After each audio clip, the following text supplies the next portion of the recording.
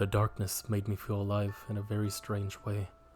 The darkness made me feel alive in a very strange way, almost as though it was memorized by the nothingness.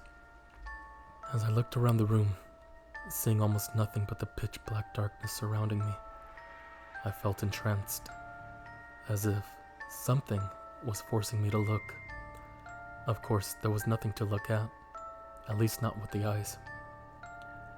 This was something you could only witness within the deepest corridors of your mind, the part of your mind that you always dread visiting and can never seem to return from.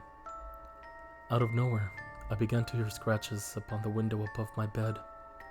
My eyes completely bursted open, and I felt like I was unable to close them. "What the fuck was that?" I asked. "Nothing.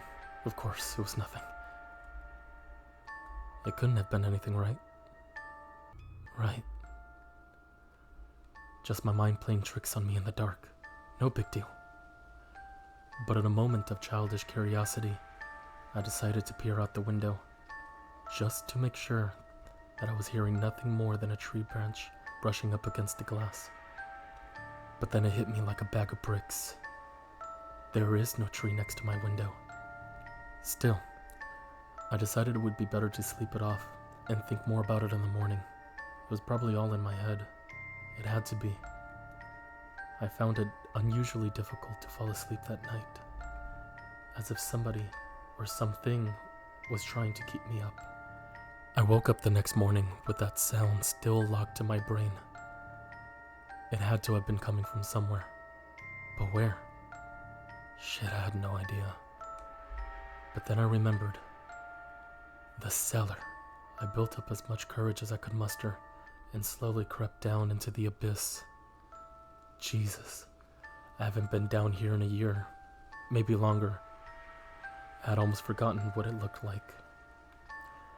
Nothing but clouds of cobwebs and stacks of cardboard boxes shoved up against walls. I rustled through a couple of boxes until I stumbled upon a picture I'd drawn when I was a child. It was a sketch of a grotesque creature. It definitely wasn't human. This thing barely even had a face, just dark black eyes and no mouth.